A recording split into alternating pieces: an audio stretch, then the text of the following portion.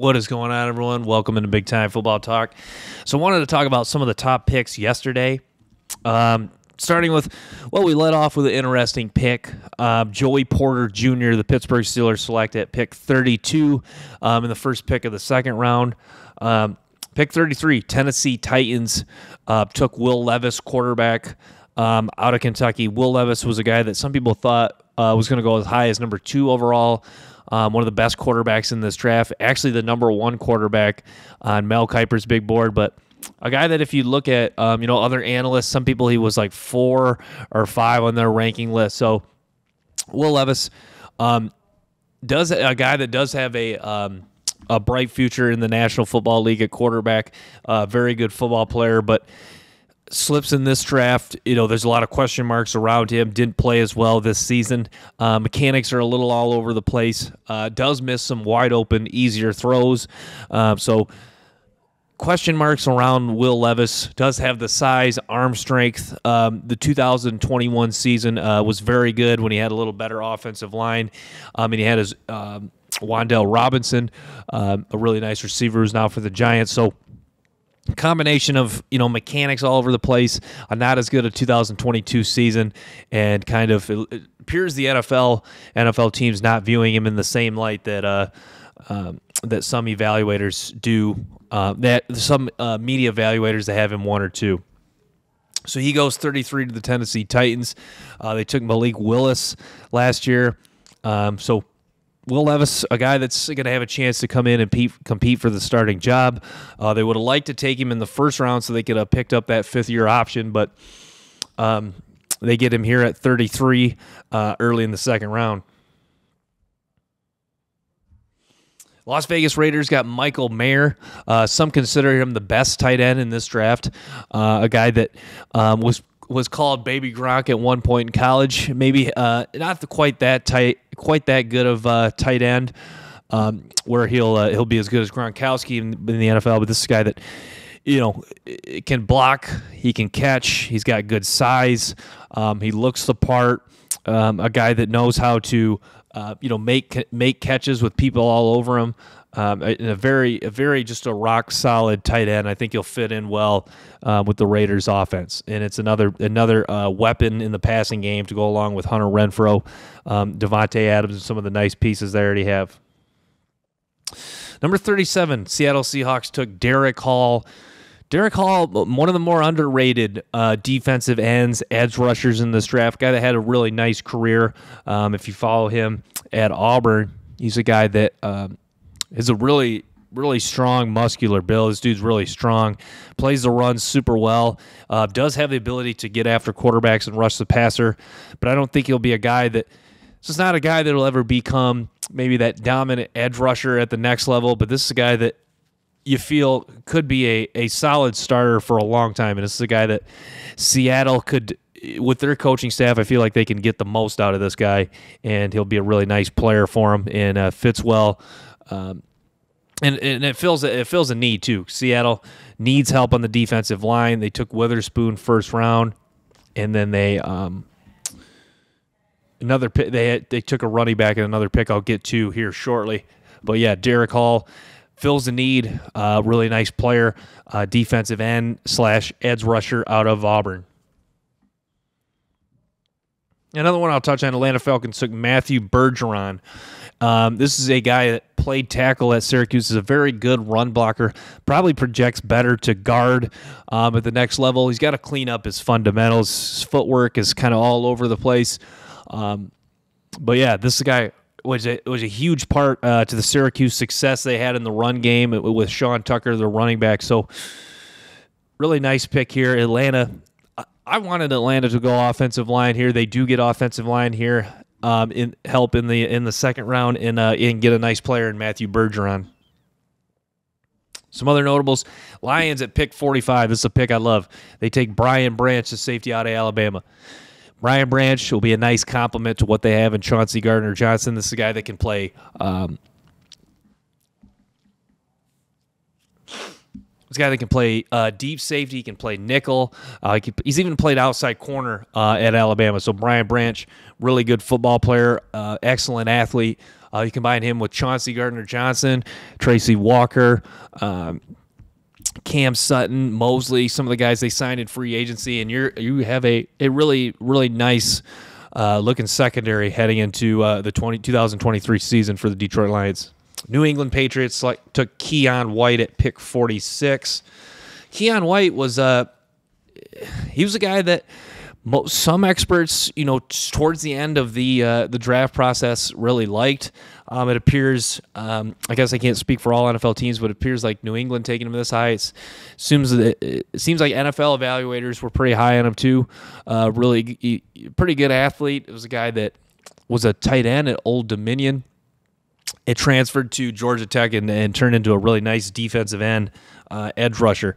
A guy that plays with a lot of power, maybe not super quick twitch, or a guy that you could necessarily really accelerates at the quarterback when he runs a stunt, but does have power, does have the ability to hold the point of attack, and a guy that can play the run and just be is a rock solid, kind of like Derek Hall, just could be a rock solid defensive end and a guy that New England should figure out how to use well. Other notable picks, Miami Dolphins took Cam Smith at corner. Cam Smith, yeah, this was a guy that he was a top corner for me when I watched his tape. I wasn't necessarily wowed, but I like the competitiveness Cam Smith plays with. I think he's a good all-around corner. There's really not a lot of weaknesses to his game. Maybe not like a high-end athlete necessarily, but I like what he can do as far as tackling. He will compete. Penalties and getting a little too handsy will be a question mark with Cam Smith. Can he clean that up a little bit? But I don't know. Maybe they can refine his technique, but I think it's just something he does because he does kind of lack he does kind of lack like top end speed, top end just like agility when it comes to like turns and moving in transition. So Cam Smith, this is another guy I think could be a rock-solid corner in the NFL that does have some upside. I think he's a guy that maybe early on in his career, teams will try to test him, and you will see him make a lot of plays on the ball. I think he could fit in well with the Miami Dolphins. Dolphins do have some talented corners. I think that gives them depth, even if he doesn't start right away. I think this is a guy who has a chance to be a special teamer, and I think you'll see, even if he doesn't get on the field right away, I think you'll see him on the field year one at some point. So here's the other pick. Seattle Seahawks at pick 52 take Zach Charbonnet, running back out of UCLA. This guy that started his career at Michigan, so I got to watch him play early on in his college career quite often. A bruising runner, makes violent jump cuts, a guy that has a really nice last couple of seasons at UCLA. Really had some big games for the Bruins. I think this is a nice this will be a nice compliment, a nice fit in Seattle. Him and Kenneth Walker be a really good combo at the running back position. So that Seattle chooses to go running back here, getting Zach Charbonnet, the running back out of UCLA. 59, Buffalo Bills took Osiris Torrance. This is a pick that makes a lot of sense for the Buffalo Bills. First round, you get Dalton Kincaid. You get another weapon for Josh Allen. Offensive line been pretty rock solid in Buffalo, but you add a guy like Osiris Torrance, who is just a dominant run blocker. Love him in man when you're running man run plays. He really excels in that area. It's a guy that just holds anchor very well. No one with his size and strength, no one really pushes this guy back. I think this is a guy that projects as a very good starter at the next level. I think he has an upside, and I see him as a potential Pro Bowl guard in the National Football League. Number 60, the Cincinnati Bengals took DJ Turner. DJ Turner, I was even surprised he lasted till this long. DJ Turner, you could argue he probably has the most upside of the second, third round corners that went in this draft. Guy that runs 4.26, a guy that can, with that speed and his acceleration, can turn and run with anyone on the football field. And is very competitive. Does lack size a little bit. That is the only knock. But there's really, I mean, this is another guy like Osiris Torrance. This is a huge value pick at this point in the draft. This is a guy that does have high upside and does have a chance to be a potential Pro Bowl corner at the next level, and a guy that just competed week in and week out for Michigan, a guy that really emerged last year early on in the 2021 season and had a really nice season this past year in 2022. Number 65, the Eagles took Tyler Steen. Tyler Steen, not a guy that was like up there as far as one of the top offensive tackles on people's list, but a guy that a lot of people like. A lot of people saw bright spots in his game, and I think this is a guy that really adds depth to the Philadelphia Eagles offensive line. I don't think he'll necessarily start in year one, but this is a guy that he's going to find his way on the field, whether it's injury or whether they choose to move on for one of their offensive linemen in the near future. You got to believe Tyler Steen has a chance to be a starter for the Philadelphia Eagles and a really nice piece on their offensive line. And this is exactly a Howie Roseman pick at this point. A guy that really nice career in college, a guy that's kind of been underrated in the draft process. Roseman likes to build the trenches, and I think this is a nice find here at pick 65, getting Tyler Steen, the offensive tackle from Alabama, former Vanderbilt transfer. And then number 66, the Eagles were back on the clock. They took Sidney Brown, who's my top safety in this draft. So, again, this is another pick in the second round where you're getting a guy with a lot of upside. Mostly plays in the box, kind of almost was used as like another linebacker for Illinois this past season, but does have the versatility and quick backpedal to play the deep half, deep middle of the field. This is a guy that is a fearless tackler, wants to just come up and immediately just get running backs to the ground as soon as possible and save yardage. A guy who was a critical part of this outstanding Illinois secondary this past season. So they get Sidney Brown here at pick 66. 68, Detroit Lions took quarterback Hendon Hooker. And there was rumblings that Hendon Hooker might go 12th overall in this draft. The Detroit Lions land him at pick 68. Huge value play. The only question mark really with Hendon Hooker is the ACL, but you saw a video of him earlier this week throwing the ball. It looks like he's ready to go, and it sounds like he'll be practicing by training camp, and it sounds like he'll be cleared to return to play in October. This is not set in stone, but this is what I'm hearing about Hendon Hooker.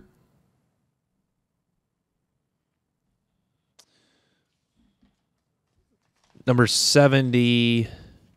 71, New Orleans Saints took Kendre Miller. Kendre Miller, super strong, powerful running back for TCU, who's a key piece to their playoff run this past season. Like this pick a lot for the Saints.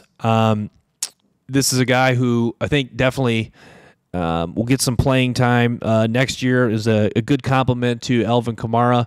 I think that he does kind of get labeled as like the physical, run through tackles kind of back, but he does have a little bit of speed and explosion, and it's a really nice. I think it'll be a really nice fit in New Orleans. 84 Miami Dolphins took Devon Achane. Speed is the name of the game with Devon Achane, running back out of Texas A&M. This is a guy that does have home run speed. Showed it off at the combine, 4.32. A guy who really did break a lot of big-time runs for Texas A&M this past couple of years, and a really nice value pick at 84. 85, Los Angeles Chargers, Deion Henley, linebacker out of Washington State. Some people had him. He's my number 3 linebacker. Some people did have him as the number 1 or 2 linebacker in this draft. A guy that just plays very hard, a guy that just really gets after it. Former transfer from Nevada. Had an excellent season this past year for Washington State. And if you turn on Washington State games, you didn't have to look too hard to try to find this guy. He was always around the football. A guy that does a really good job in coverage. Just a good all-around linebacker for the Chargers. Will be a nice fit with Kenneth Murray and some of the talented defensive players that the Chargers have. Baltimore Ravens at 86 took Trenton Simpson. So Trenton Simpson finally goes at pick 86.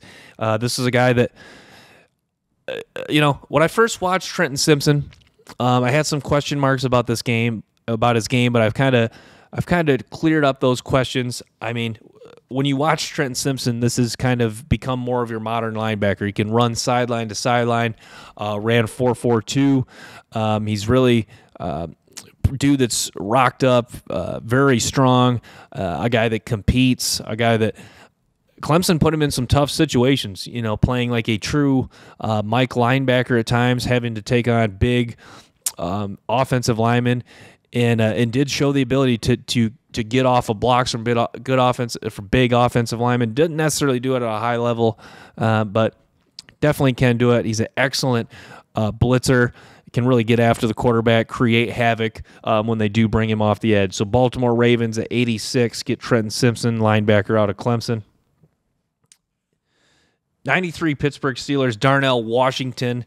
It's rumored Darnell Washington slipped because there was a injury concern with him. I know he did have some injuries at Georgia, but Pittsburgh getting a excellent blocking tight end in Darnell Washington, and arguably one of the best tight ends in this draft, and just a unique physical specimen for how big he is, like 6'6", 6'7", 260. Ran a 4.6 40. Doesn't really play that fast, but is a guy that just a big dominant presence on the field, and just almost like an extra tackle because he's that talented of a pass blocker and run blocker. 94 Arizona Cardinals took Michael Wilson, my guy, wide receiver out of Stanford. Michael Wilson, if it wasn't for all the injuries at Stanford, he might have went higher in this draft. This is a good pick for Arizona. They could use help at receiver, get a guy that can play true on the outside. Michael Wilson, a guy that can go up and win contested catches. This guy that sounds like his work ethic is outstanding, a guy that competes, gets after it. Shows a pretty good ability to make people miss after the catch. Ran just in the 4.5s at the combine, but does play faster than that. So nice pick for the Cardinals at 94. At 95, Cincinnati Bengals took Jordan Battle, safety out of Alabama. Jordan Battle didn't really test well at all, but is a guy who had a nice career at Alabama, was a tone setter for that defense, a guy that you know what you're going to get. He's going to work hard. He's going to compete. He's going to get after it. He's going to play. You're going to get everything you got from Jordan Battle. So nice pick there by the Cincinnati Bengals. 99 San Francisco 49ers selected Jake Moody, a kicker out of Michigan. Bottom line with Jake Moody, this guy makes everything. I mean, outstanding kicker, doesn't miss extra points, has the ability to kick from long range, has no problem kicking from the left hash, middle, right hash. Excellent football player. And the 49ers get themselves a weapon and a guy late game that can make you a kick and win you some games. So nice pick there. San Francisco 49ers getting the Lou Garza award for best kicker in college football this past season. So last thing I want to talk about is surprising my boy Kelee Ringo, corner out of Georgia, still on the board here, one of the top names from day 3, still on the board. And, yeah, to me, it sounds like he had swollen knees at his pro day is why he's slipping. But Kelee Ringo, a guy that once upon a time, if you fast forward to this time last year or the summer last year of 2022, most people had him as the number 1 ranked corner for this draft. Obviously didn't have the didn't have as good a year necessarily in 2022, but I think a lot more people kind of dove into. He does have the name of Ringo's game is size, straight line speed, ability to turn and run. Will be a matchup nightmare for physical receivers, but the change of direction stuff, matchups with shiftier wide receivers is going to be a little bit of an issue for Kelee Ringo. I'm sure that's some of the concern NFL teams have with him. But an excellent athlete. We're talking about a guy that was a 5-star athlete coming out of high school, number 1 corner by 24/7 Sports, so a big-time recruit. And, he's surprising that he's still on the board, a guy that I think has a chance to be a very solid starting corner in the National Football League and give bigger receivers a lot of problems with his size and his ability to turn and run. And he can flip his hips pretty well, and he does show the ability to make plays in the football. Will always be remembered for the pick six he had last year against Alabama in the national title game. So another name, a couple names on the board. Sean Tucker, running back out of Syracuse, is another guy still on the board. Chase Brown, running back out of Illinois, another notable name still on the board. So exciting. Day 3 coming up here at noon. We'll have the rounds 4 through 7 noon on ESPN, ABC, and NFL Network. So thanks for tuning in to Big Time Football Talk. Make sure to stay tuned for more episodes and clips from the show. Till next time, peace.